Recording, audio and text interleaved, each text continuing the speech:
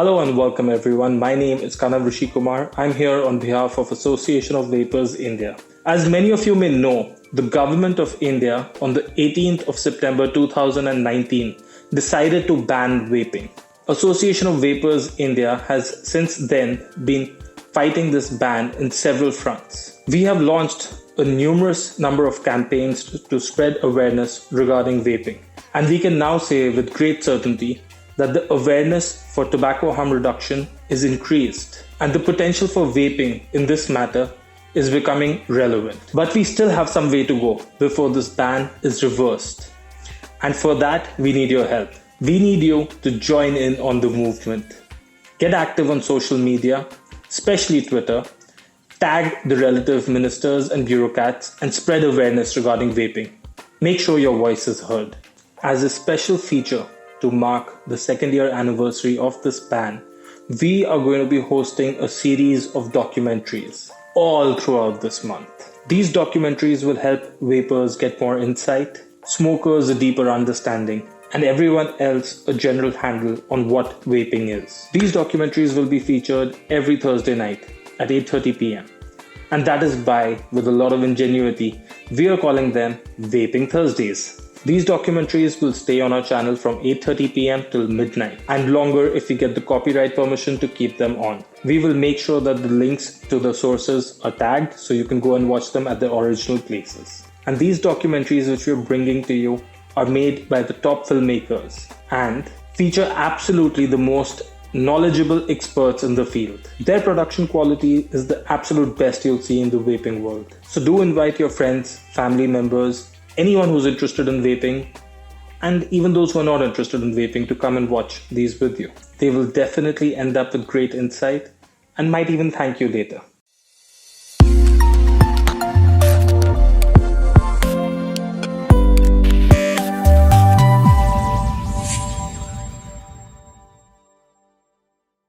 Merci à Sommet Thank you, Jacques, and m'avoir thank invité you, Sommet, ici. for inviting That's all my me French. here. Yeah, very kind.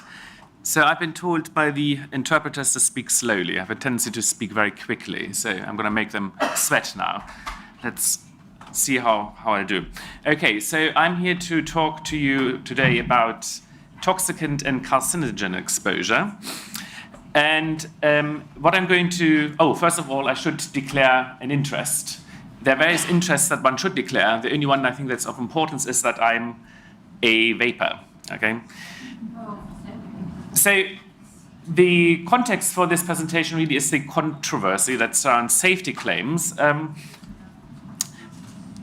Following the publication of a Public Health England report in 2015, which included the phrase that e-cigarettes are likely to be around 95% safer than smoking, dismiss, which was also then repeated by the Royal College of Physicians report a year later. There were very quickly thereafter some editorials, including in the Lancet, which is a very respected journal, as well as the BMJ, and also, for instance, this year, yet another editorial comment on this, which all point to the fact that there's no hard evidence at all that the e-cigarettes are 95% less harmful, and it's based on expert consensus alone. And this has led in the media to people to claim that academics may be at war over these e-cigarette claims, with some saying they're not as harmful as cigarettes, and some people saying they're as harmful as cigarettes. And so I'm trying to really answer this question today: is the 95% harm reduction claim justifiable or backed up by hard evidence? Now, before I can answer this, I think I have to go through some key considerations, or a priori consideration. The first one is a very simple one, and it doesn't require any kind of higher degree. You don't have to be an associate professor to know this, is that combustion is key when it comes to the harms of cigarettes.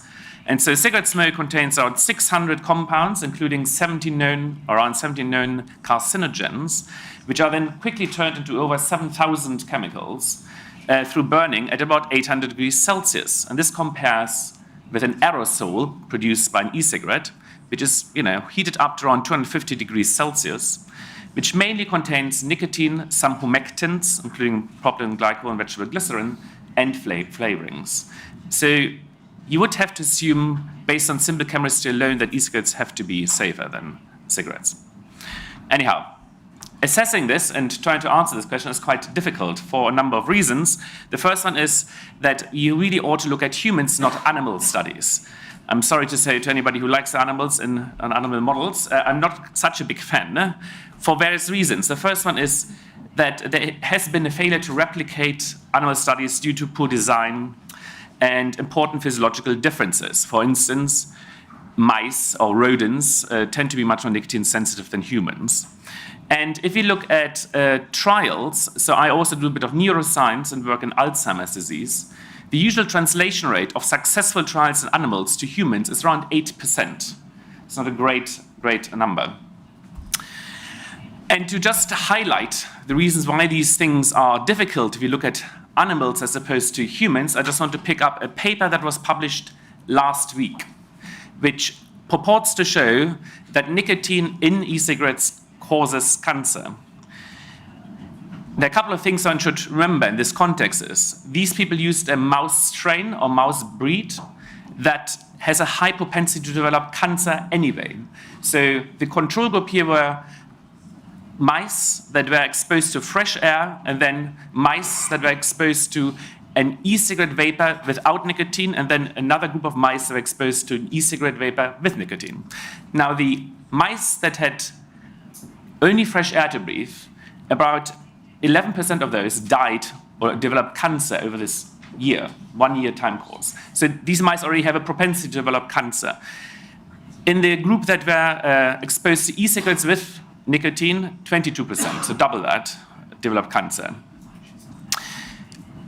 What's important is you can't make mice vape an e-cigarette, right? I mean, you can't make them smoke a cigarette either. So there's some differences in terms of how ecologically valid this particular experiment is. And just to point this out, I think that Professor Dautzenberg also came up with a number for this. These mice were exposed for 4 hours continuously to nicotine vapor at 36 milligram per mil, mg per mil, for 5 days a week, continuously. In fact, the condition was so extreme that 3 mice died during this experiment. Nothing to do with cancer, nothing to do with any of these things they were discussing, just because it was so aversive. And what it translates as is that these mice were forced to inhale 7 years of vapor within 1 year only. What you mustn't forget as well is that there was constant voltage applied for 4 hours continuously to vape that e-cigarette. And if I use my e-cigarette for longer than a minute, it heats up immensely. So you can assume that if this runs for 4 hours continuously during the day, that it may overheat and therefore produce carbonyls, among other things. The other thing to remember is, of course, is that we have homeostatic responses, i.e. we can recover. Nobody sits there and vapes for 4 hours continuously. So this was prevented by forcing these mice to inhale this for 4 hours continuously. The other thing to remember, for instance, is that mice do certain things that humans don't. So if you're in this chamber and you're exposed to all the vapor, it deposits everywhere, including the fur of the animals, as well as on the floor of the cage. And humans don't run around licking floors, mice do. And so it's likely that they're also exposed secondarily to these constituents in the vapor. And we know that nicotine can oxidize to NNK, which is carcinogen, if it's left for a long period of time.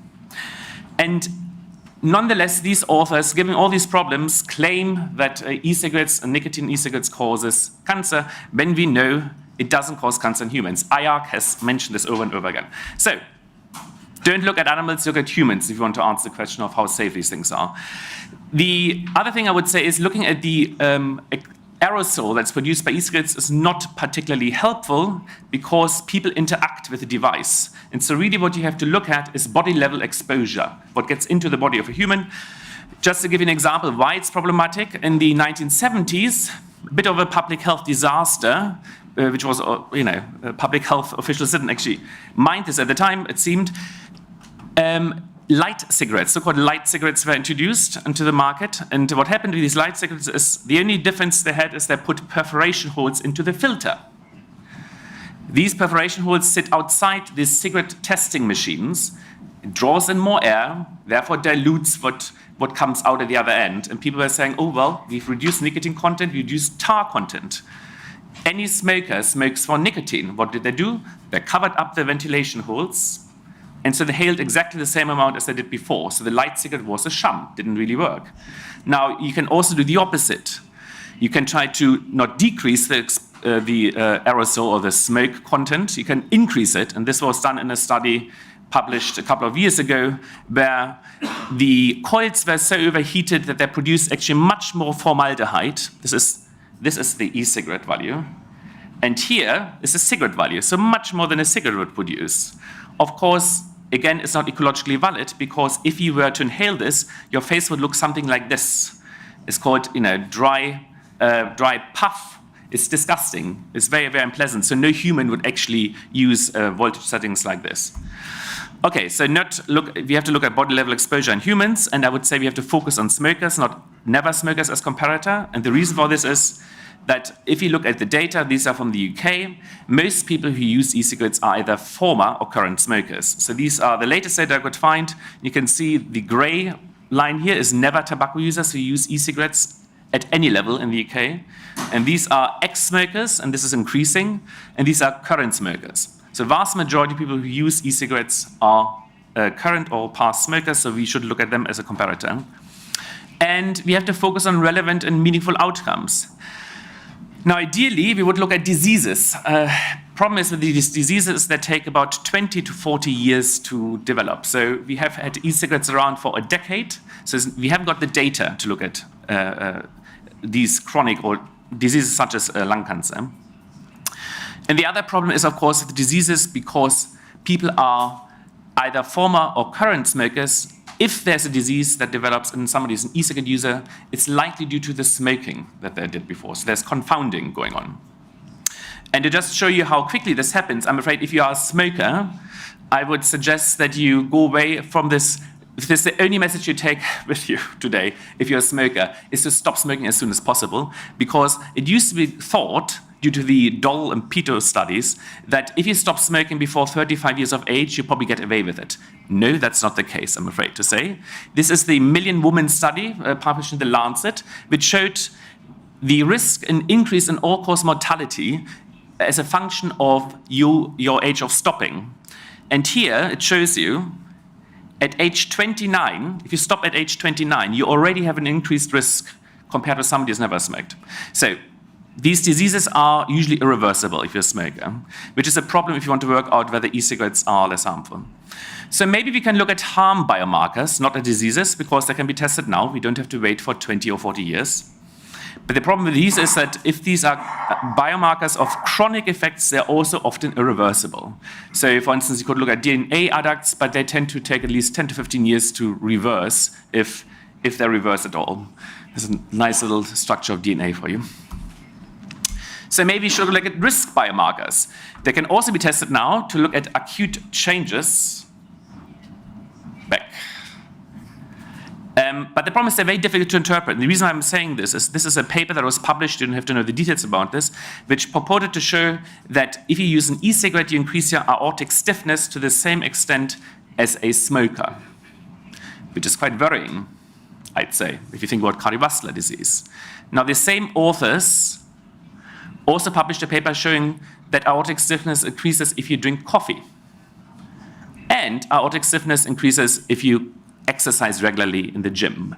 So clearly that marker is not very informative if you want to work out long-term health consequences, unless you think drinking coffee or going to the gym is a risk factor for cardiovascular disease. Unlikely to be true. So we can ask ourselves, should we just give up? We can't look at diseases, harm biomarkers, risk biomarkers, so we can't know the long-term consequences. And I would say no, of course, we can look at other things, including exposure biomarkers, which can be tested now, which is good.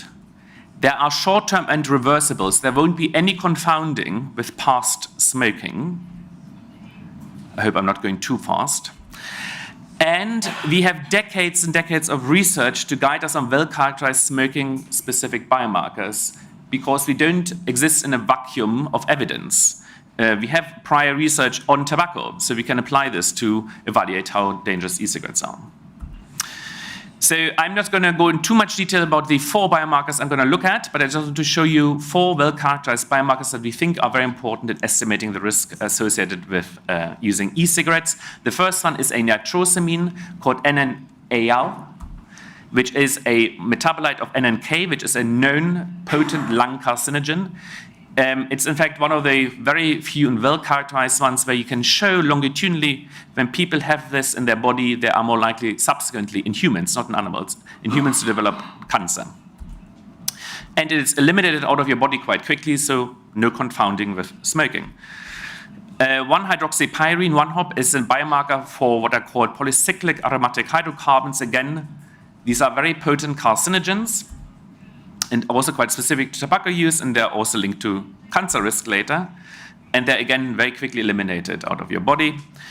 Then you have 3-HPMA. I won't make the translator say hydroxypolymeric mercuric acid, but she can try. These are markers of volatile organic compounds called acrolein, which has been linked to respiratory problems.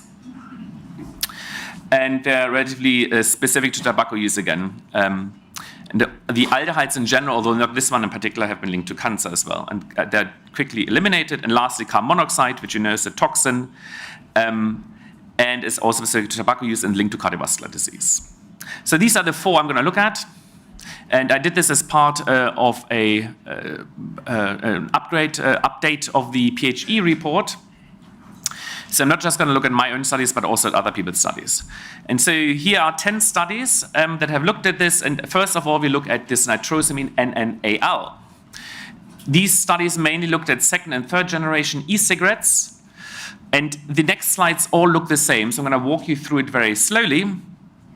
We have studies in length of abstinence from cigarettes and lengths of use of e-cigarettes from left to right. So somebody on the left-hand side, these studies had people who had stopped smoking quite recently, had been using e-cigarettes only for a short period of time. And on the far right side, people had been absent from cigarettes for a long period of time and had been using e-cigarettes for a long period of time, up to 2 years, I think. And here we see the level set at 100% for smokers. So we have the comparison between long-term users of e-cigarettes with current smokers. And these are the levels that observed in NNAL across these different studies. There are different types of studies, RCTs, cross-sectional studies, etc.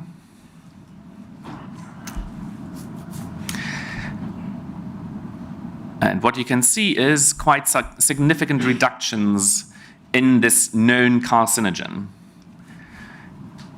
The average reduction was 91.4%, which is quite close to the 95% reduction in risk that is claimed by PHE.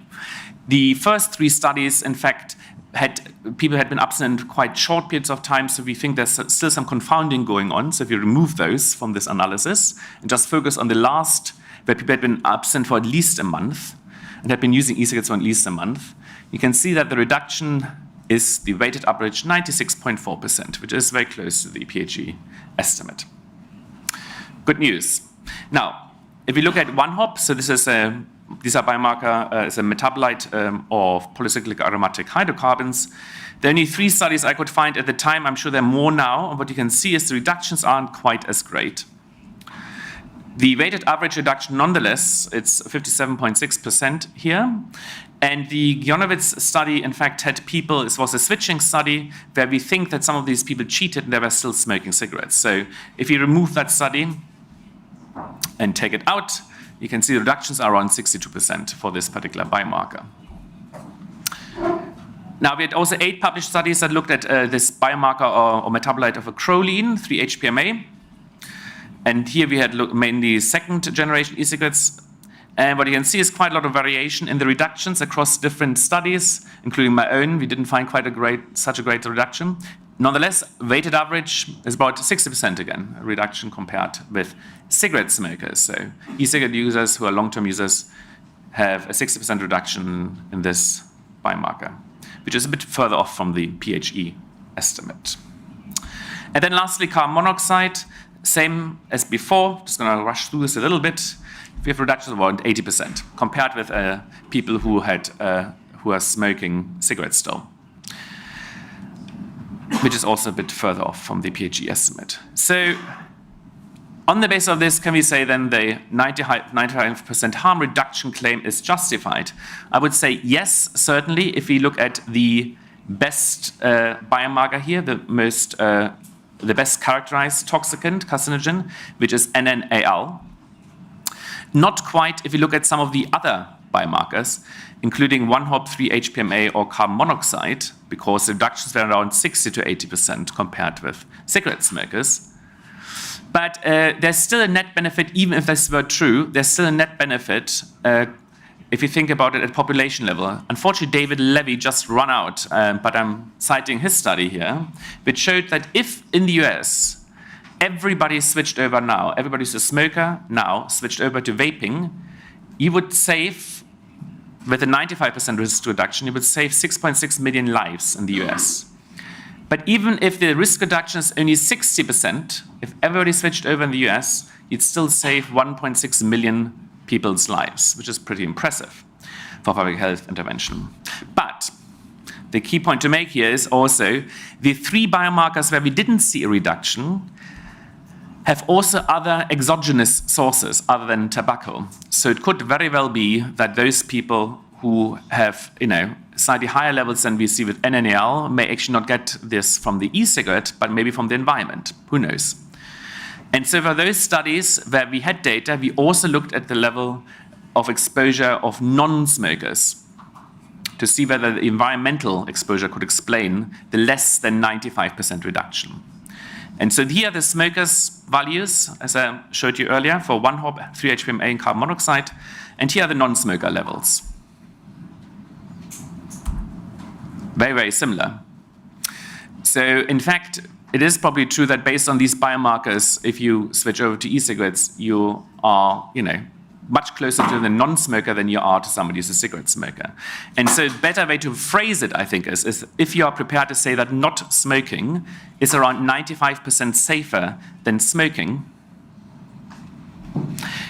it's likely to be the case for e-cigarettes as well. So I think it's quite a justified claim. I want to make a couple of caveats quickly. The first one is that, of course, we only looked at a number of biomarkers, so we are limited in terms of some of the analysis here, and there might be other ones we haven't thought of that would be good to look at. And it's unclear whether there is a threshold effect or linear effect, so is a 95% reduction in exposure equal to 95% reduction in harm? We don't know. And of course, there may be other unknown harms that we didn't consider, including the mode of delivery.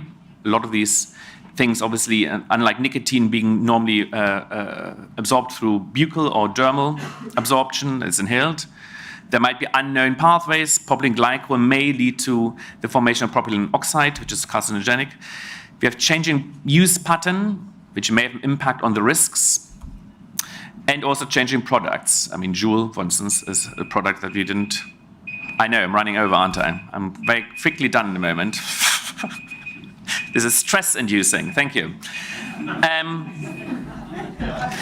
But based on the balance of probabilities and based on the lack of combustion and exposure levels observed in humans, e-cigarettes have to be less harmful than cigarettes. And you have to be an idiot to claim otherwise, frankly. I can't have, listen carefully in biology or chemistry in school. Or maybe you didn't go to school, I don't know. Now, quickly, finally, I just want to address which has already been mentioned, the concern around vaping lung deaths reported in the US. There is also some data already on lung function. It's not like, again, there's no evidence, prior evidence before this came up.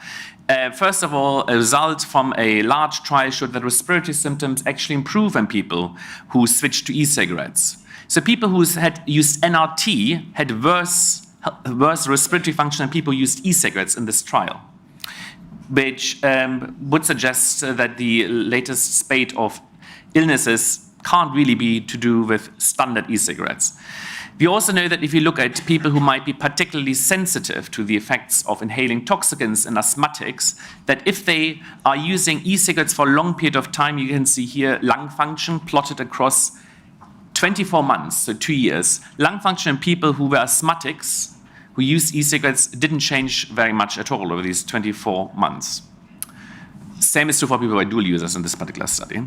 And if you look at, I don't like animal studies that much, all these poor mice that are killed for no reason whatsoever. But if you look at some of the animal studies or basic science, you can see that e-liquids downregulate the immune response in some studies, epithelial cells, but not in other studies. And what's interesting is that there are some studies that suggest actually that vegetable glycerin, one of the humectants in e-cigarettes, is actually anti-inflammatory, which would suggest it might be actually beneficial rather than harmful to the lung. Now, what's going on? You wonder, we know this already. Why is there suddenly this increase in vaping lung deaths? We know there are about 40 million users have been using them for about 10 years, and there have been very few problems reported. And suddenly we get these reports that occur primarily in the US in July and August. What it suggests is these are very acute events, and so they must have an acute cause. To put it in context, if you, which was the case in the UK, if suddenly people are dying from eating cucumbers, you wouldn't necessarily say, well, cucumbers are clearly dangerous and harmful. It's probably something to do with the way that the cucumbers have been treated. In this case, it was salmonella, so you remove the salmonella-infected cucumbers. You don't say, no more cucumbers for the rest of eternity. And it's quite clear here that we can assume there's something going on with the e-liquid that these kids, these were primarily adolescents, had been using. They were bootlegged illicit products. It has been linked to cannabis oil. Part of the reason why it might be problematic to use THC or cannabis oil is that it's not, by the very name of it, it's not really water soluble. So PG and VG are water soluble. They are humectants. They are hygroscopic, which means they attract water. And the THC oils, it might very well be that people use solvents that are not that good, that are good for dissolving the cannabis in it, but not very good for your lungs. Because inhaling oil into your lung indeed is not very good for you. So I suspect this might be part of the reason. The other thing is, as with anything else, if you buy something illicit or illegal, as for instance class A drugs, if you're unlucky, it's cut with certain things, adulterants, that can be very harmful. So I suspect this is a problem in the US also because they don't have the European Tobacco Protocol Directive, which cuts down on black market products.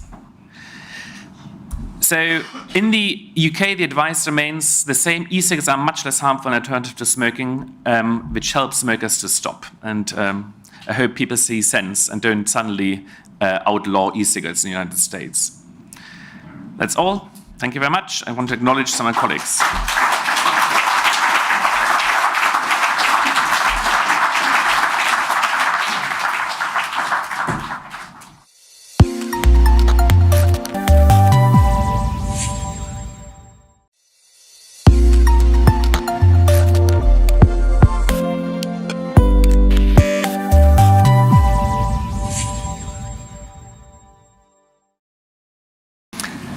Bonjour à tous, je suis très content de voir cette salle pleine.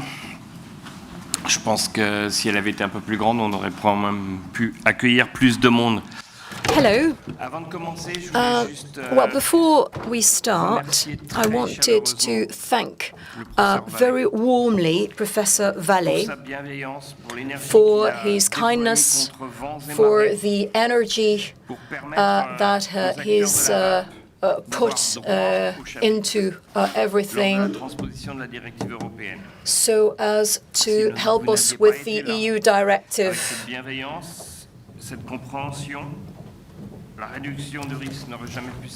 Without his kindness and understanding, nothing could have happened. Many thanks to my friends in risk reduction, without whom nothing could have been possible. Jean-Yves No and his work. And also those who've opened the doors of the CNAM to us. I am no longer a member of SOVAP. I now have other roles and responsibilities, but I am proud to be here today, to be able to say that in spite of all the turbulences over the last few months, vaping is still pretty healthy and robust in its development in France. So is that clear enough for you? Combustion kills. It is combustion that kills. Unfortunately, disinformation also kills. The problem with tobacco does not lie in tobacco or in nicotine. It is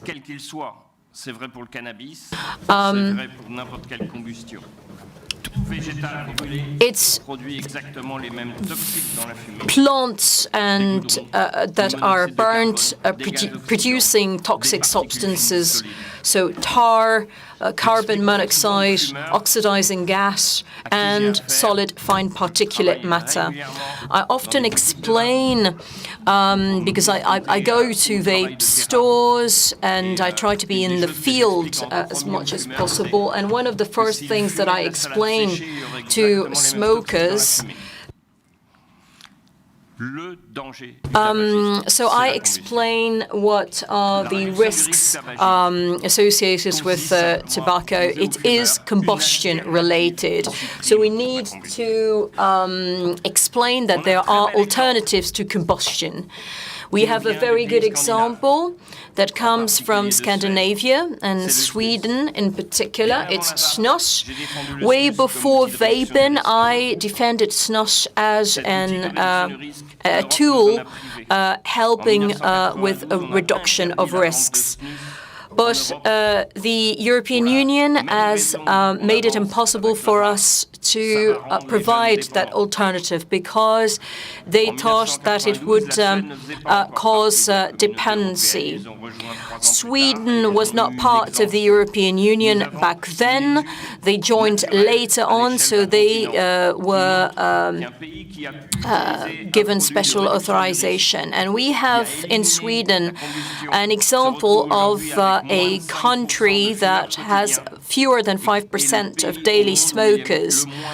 And it's the country where you have the lowest number of lung cancers and pharynx cancer. How long will we have to go on explaining this for the public authorities to understand? Smoke is a complex blend, mix. It includes over 7,000 compounds and 69 carcinogens, 11 of which are primary carcinogens. But nicotine is not carcinogenic. If you look at this, the findings of this survey, when I see the findings of this survey with 80% of the population that thinks that nicotine is carcinogenic, it really makes me lose hope, because it means that everything I've done for the last 20 or 30 years hasn't been of any use. So nicotine is no more serious than caffeine or alcohol. It depends on how moderate your consumption is. So nicotine has been demonized. Just to explain a health disaster of the 1990s, so-called light cigarettes that never really existed. What people called light cigarettes was just a manipulation, because they had the same quantity of toxic substances as conventional cigarettes. And it's thanks to Martin Jarvis's study that demonstrated clearly that regardless of the nicotine yield that were displayed on the pack, which were completely misleading, smokers smokers know how to get what they need. So smokers know how to self-titrate their nicotine intake, puffs or no puffs. It's even subconscious. This study that has nothing to do with vaping took place in San Francisco, which is the laboratory where I did my postdoctorate. So looking into NRTs, and the idea was a gradual reduction before total smoking cessation. To that end, it had to demonstrate that smoking whilst wearing a patch was not dangerous, but it had to be demonstrated and said clearly. So, which is why he conducted a study by putting 3 patches on each smoker. It was either 3 placebos, 2 active and 1 placebo, or 3 actives.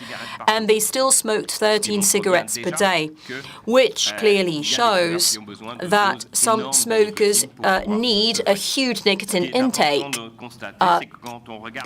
even when their goal is smoking cessation. But there is self-titration. The more nicotine they get from the patch, the fewer puffs they're going to take from their cigarettes, which is exactly the same for vaping. Why vaping works? Well, why does it work? Because smokers know very well how to self-titrate. When I'm dealing with smokers that smoke more than a pack a day, because of this stupid limitation of 20 milligram per milliliter in the e-liquids, I have to advise them to add one more patch, because otherwise their nicotine intake will not be enough. Just also to explain that this study by Benovitz with the patches showed that smokers have a huge tolerance to nicotine. You can see that the speeding up of heart rate, which comes with the first cigarette, which is only natural, because when smokers wake up and that they get a hit, and that's why they often find it harder to give up on that first cigarette. But gradually, the heart rate gets more and more stable in the course of the day. So it's the speed with which nicotine gets to the brain. Only inhalation gets you the difference between the arterial concentration and the venous concentration. So this is a log scale. So the peak, the hit that goes through the arteries is way higher. That cannot be obtained with NRTs because nicotine release is way too slow. It is quite likely we do not have enough evidence or reliable enough evidence, but it's quite likely that vaping is probably in between cigarettes and NRTs. People smoke for nicotine intake, but not only. There are other substances in smoke, in particular what we call MAOIs, monoamine oxidase inhibitor, that are antidepressant to a certain extent. Nicotine is not carcinogenic. Let's say it again and again, because it's quite obvious that people, we're not getting the message across. Benovitz, who's the cardiologist by training and who was my mentor in Chicago, has demonstrated that nicotine does not pose a significant cardiovascular risk.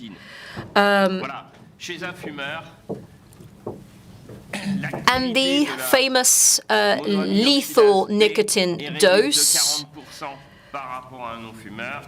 So you see that brain MAO-B is reduced, the activity of MAO-B is reduced by 40% in smokers, and MAO-A activity is reduced by 28% in smokers. So there's no better mood regulator than nicotine. So you can look at all the textbooks you like, but which means that lethal dose for an adult is considered and presented as being 60 milligrams or less.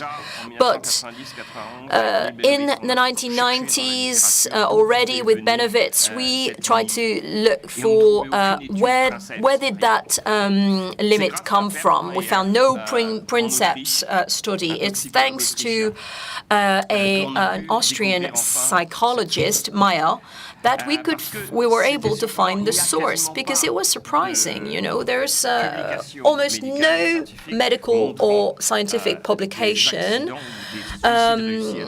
demonstrating accidents or even suicides that succeeded thanks to nicotine.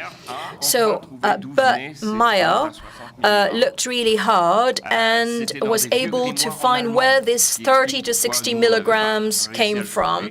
They were in old books in German dating back to 1850.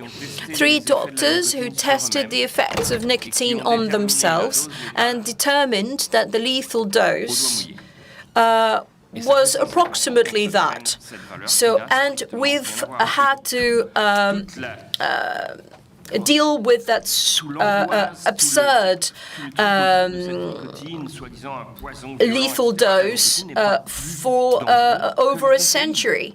This is absurd because nicotine is no more dangerous than caffeine. That dose that was assessed by Bert Meyer is not between 30 and 60 milligrams, but probably more, between 500 and 1,000 milligrams. For absorbed nicotine and not ingested. Ingestion is the worst, of course, because it goes through the liver, and 70% of nicotine is eliminated as it goes through the liver. When there is overconsumption, the first symptoms of intoxication are nausea and vomiting. So even in case of ingestion, a big part is going to be evacuated. 70% is going to be eliminated. So if you want to kill yourself using nicotine, do what a young Japanese said. He put patches on his body from top to toe, and we're not even sure that's what killed him. We don't know what else was in his stomach, but don't try to ingest it. Just to remind you of one more thing. I see way too often public places such as bars and restaurants, and many companies that ban vaping. They breach the E20 law because they put on the same poster, which is a total breach of the law, because they put on the same poster smoking. Professor Vallée worked with EDIS to develop a decree that says things clearly, that all working spaces that have more than a given number of workstations can ban vaping, but not when it's only the general public in these places. That's also true of hospitals. And we have a study by Neil Benovitz that clearly demonstrates that passive vaping does not exist or is negligible. We've had, in the month of September, two statements by our public authorities that we welcome, even though it came a bit late, and we would have liked things to be better understood. I will not even mention the recent statement by your successor. But on the 22nd of September, the health minister said at long last clearly that vaping can be a tool helping smoking cessation. And Roger Genet, the general manager of the ANSES, the National French Agency for Health Protection in Food, Environment and Workplace, said some reassuring things about the use of e-cigarette, saying that clearly for the products that are authorized there is no health issue. So the products that have caused problems have nothing to do with vaping.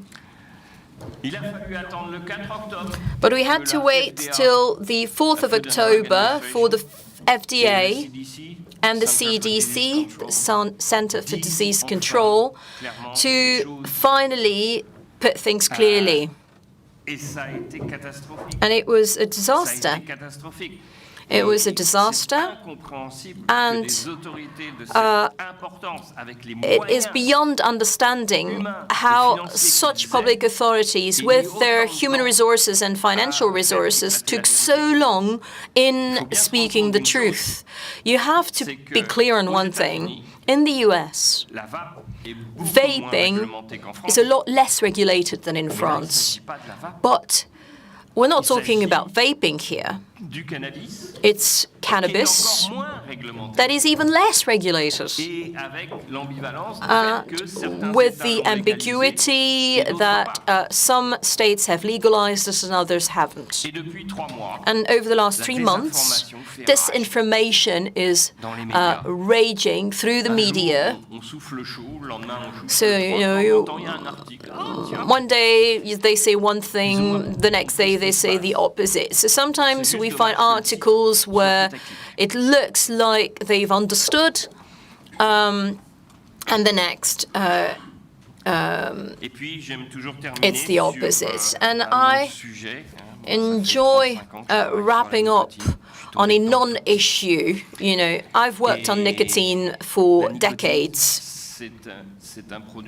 Nicotine is an extraordinary product that potentially could help fight many diseases, psychiatric diseases, but unfortunately no serious studies have been conducted. I've taken part in a study on Parkinson's disease patients, 6 patients, and we've put as many as 5 patches a day on these patients who were non-smokers, and it clearly demonstrated, but unfortunately it was a small pilot study without any control group, so it was not acknowledged. But there are over 500 patients in France that use nicotine. So we've tried to unlock that possibility to use nicotine, but suffice it to say that we have to stop demonizing nicotine. Nicotine doesn't kill. Tobacco doesn't kill. Snus is a clear example that demonstrates the opposite. It's combustion that kills. And to pick up on what Professor Vallée was saying, if someone is still vaping 1 year, 2 years, 5 years down the line after smoking cessation, what matters is that they quit smoking, period. So I'll stop here. I will make a short introduction, but I would ask Dr. Lion Shahab to join me. He's going to share with us the findings of several studies.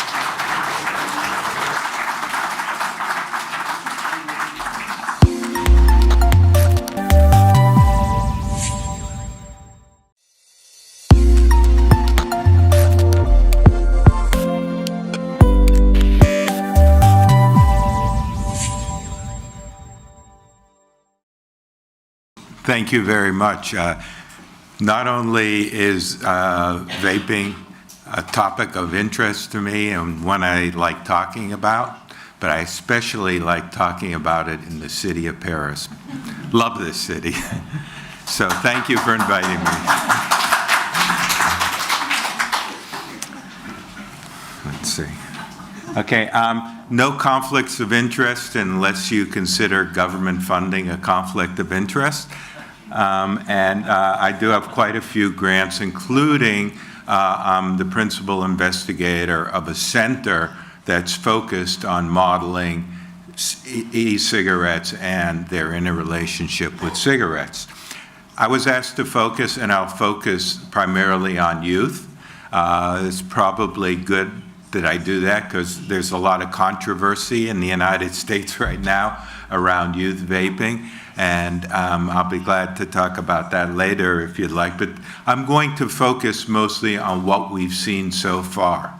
And as probably you all know, the United States has had a fairly restrictive view towards e-cigarettes.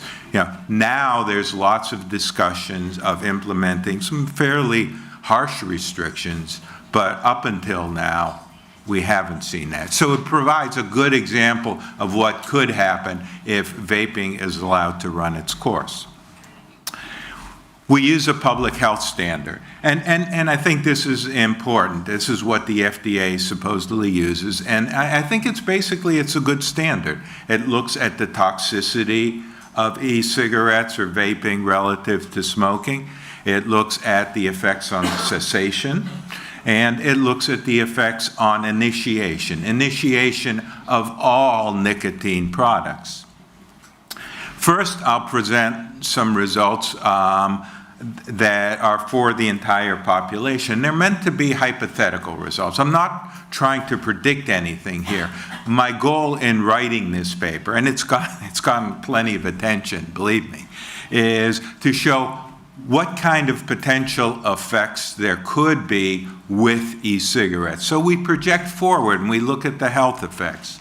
And what we try to do is look at it under two scenarios so that people could see, you could have different views, but how do the outcomes differ? First is what we call the optimistic scenario. Frankly, that's the one I think is probably most realistic, and that's one where e-cigarettes have 5% the risk of cigarettes, based on the only published estimate there is out of Public Health England. Well, actually, there's another one very similar, but that's one that seems to have been supported by the data. We also make very I call reasonable assumptions here about cessation and initiation. Some might even view these as conservative. It turns out they are conservative based on some of the data I'm going to show you. Then we took a pessimistic approach. And basically what I did here is I went to somebody who I considered, still somebody who's reliable, but is very concerned about e-cigarettes, and asked him, what's the worst possible risk you can see e-cigarettes having? And this is even with it unregulated. With regulation, you could keep the risks even more manageable. This is even without regulation, and he told me 40%. We also assumed that people would be less likely to quit cigarettes, they'd be unlikely to quit vaping once they started, and that initiation would go up quite substantially. So we ran the numbers. We used modeling. I've been doing modeling for a long time, and I used a very standard model with standard data. And basically, what we find in the optimistic case, there's about almost 7 fewer deaths, 7 million fewer deaths if e-cigarettes are allowed to become a good substitute for smoking, and 87 million life years saved. And that's taking into account that people who smoke tend to die between 10 and 20 years earlier than if they had not smoked. So this is according a much lower risk if they had instead used e-cigarettes. Even under the pessimistic scenario, there's still big gains. 1.6 million lives are saved, and that's of the population in 2016, and almost 20 million life years saved. That's big. Believe me, those are big numbers, even for the United States. Okay, so, we do see gains. And this is, again, mostly, whatever you think about e-cigarettes, at least be open to the possibility that they can have good effects. Well, now, and that's for the overall population. Most of those effects are through increased cessation, which has been supported by the data. I'm going to focus today on youth. And there's a couple of messages that I want to get across. First of all, and most importantly, it's not just vaping. Even no matter what your views on vaping, it's not the person who goes to a party on the weekends and vapes a couple times. That's only a concern if they become a regular vapor. And, that's not to say that it's as bad as smoking, but, that's when it becomes a health concern. People that quit smoking before the age of 30 have very little risks. So for sure, we would expect the same or even better with vaping if people quit early. So it's established youth. And also, the other important thing is what the individual would have done in the absence of e-cigarettes. And I drew this diagram. I know to many of you, all these boxes, what's going on here? But I want to point out one or two important things here. First of all, the important distinction is what that individual would have done if they hadn't vaped, okay? This first group up here is people who would have smoked, okay? Instead, they tried e-cigarettes. They might have tried and quit, okay? And it might mean that they not only quit vaping, but they didn't smoke at all instead. That's clearly a gain. Nobody would doubt that that's a gain. They may have continued vaping and moved on to smoking. As a dual user, harder to gauge how much their risks would be reduced. Probably some gains there also. But clearly, if they were also continued to vape, they tried vaping, they liked it, and they continue to vape. And remember, these are people that would have smoked. There are gains. That's why I put this in green. Go.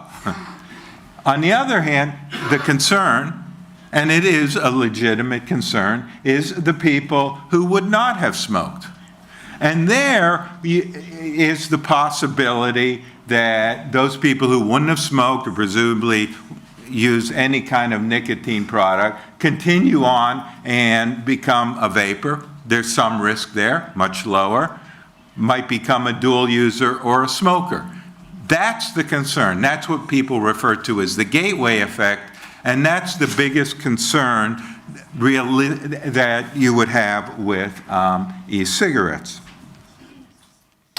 Okay, so we did a model. I won't even go through the results, but it indicated, again, using what we tried to come up with, conservative parameters and so on. And again, we found that with e-cigarettes, there were likely to be substantial gains. Here we did a cohort analysis. We followed people, beginning at younger ages through their life and compared the likelihood of dying at certain ages, relative to if they hadn't used any product at all. Again, big gains.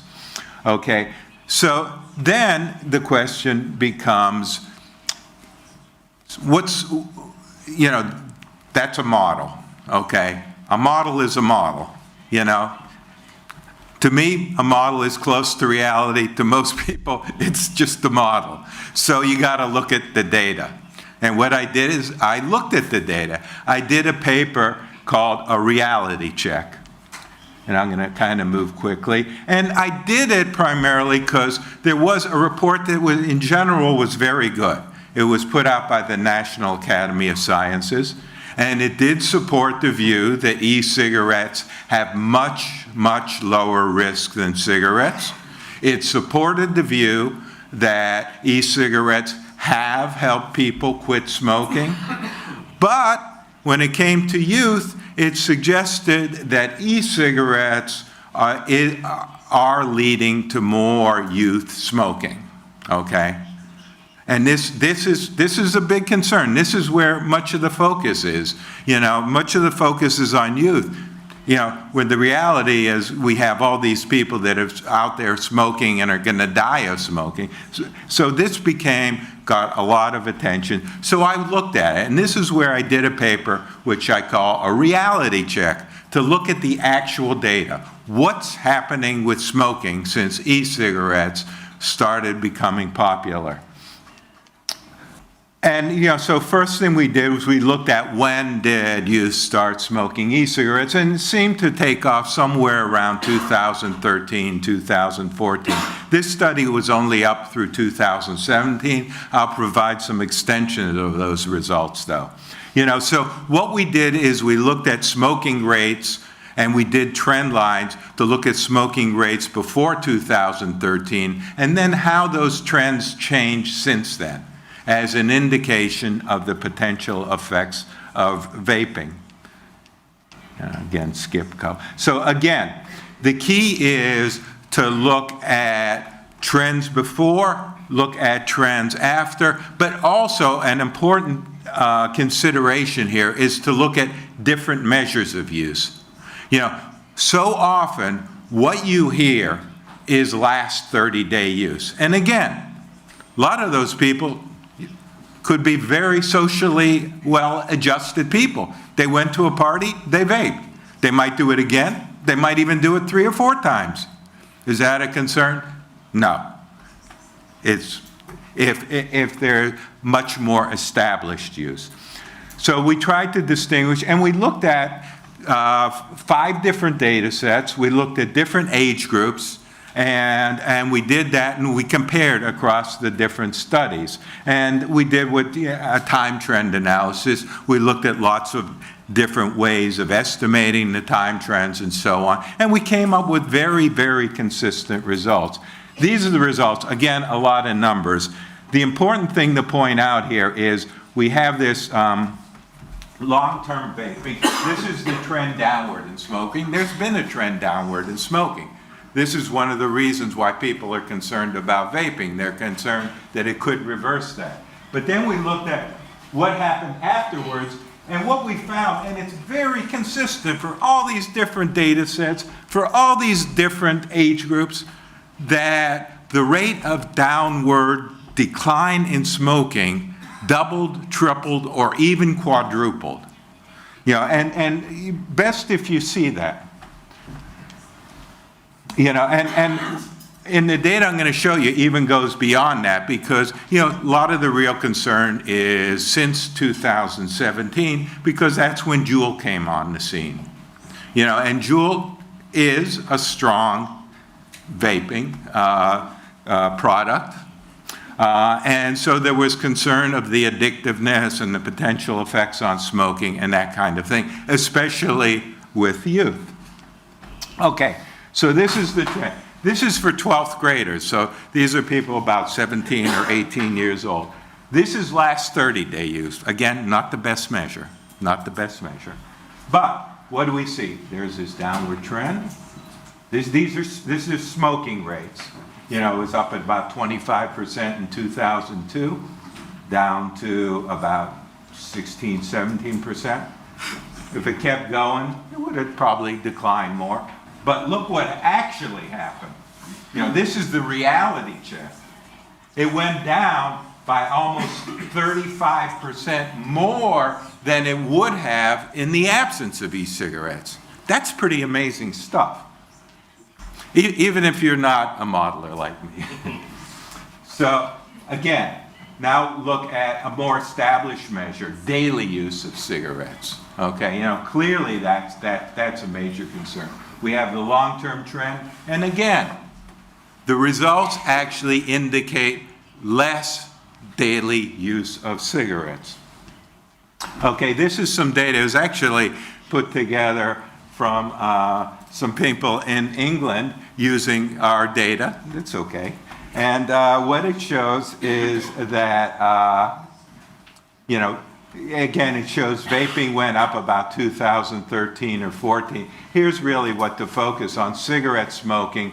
You know, it went down. It continued to go down. And this probably gives the least, I don't know, the data that indicates the least benefits from vaping, but still you see smoking going down. And next, I want to show you what I consider the most important data. Or, actually, before I do that, let me make a point, and that is the point. You know, I keep saying to you, it's not just that people vaped in the last 30 days. It's that they're vaping more regularly. And so, again, I took this data from some work that Robert West and others in England did. And what it gives you is the percentage of people using this NYTS data set, which is a fairly large data set. And it indicates about close to 12% had any last 30-day use in the US.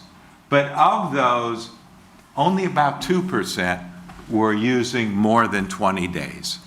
That's a good measure of regular use. So that's about 20%.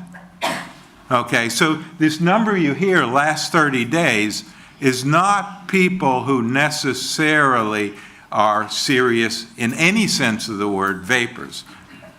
Many of them weekend vapers. Many of them less than 5 days, as it turns out.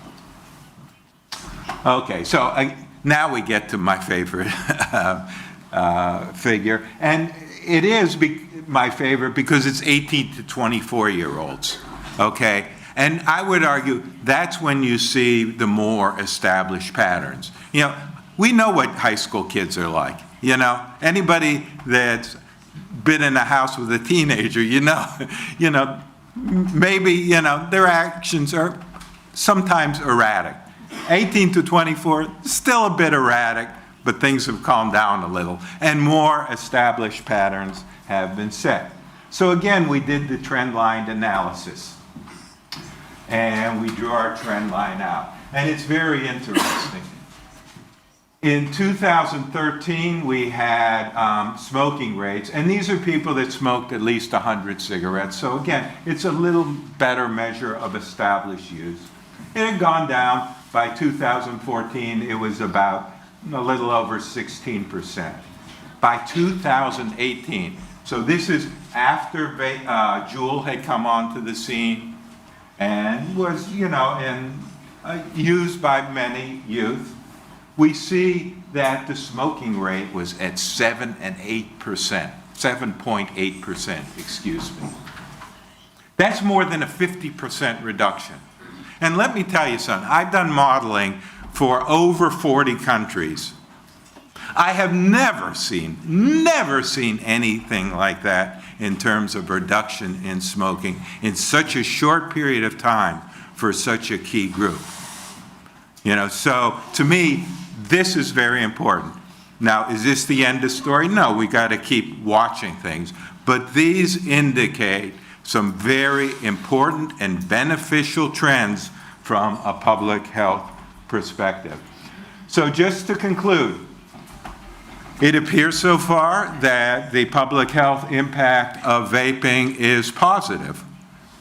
We got to still look at things, but so far the indications are pretty good that we're making major dents in smoking, and in particular, we're reducing smoking among youth. So contrary to the NASM report, the National Academy of Sciences report, which was done, you know, what's very important when you look at any study is when was it done? Many of these studies were done in 2012 and 13. That's a whole different kind of e-cigarettes than we have now. But the data, you know, still, regardless, we look at it, there is not, or at least no kind of detectable gateway effect. Could it be explained by other factors? Possibly, but unlikely. We haven't seen any strong cigarette policies implemented that could explain the drastic reductions that we've seen in smoking among youth and young adults. So we need to keep looking. You know, Juul is a concern. We need to watch it, and the future will tell us more. Thank you.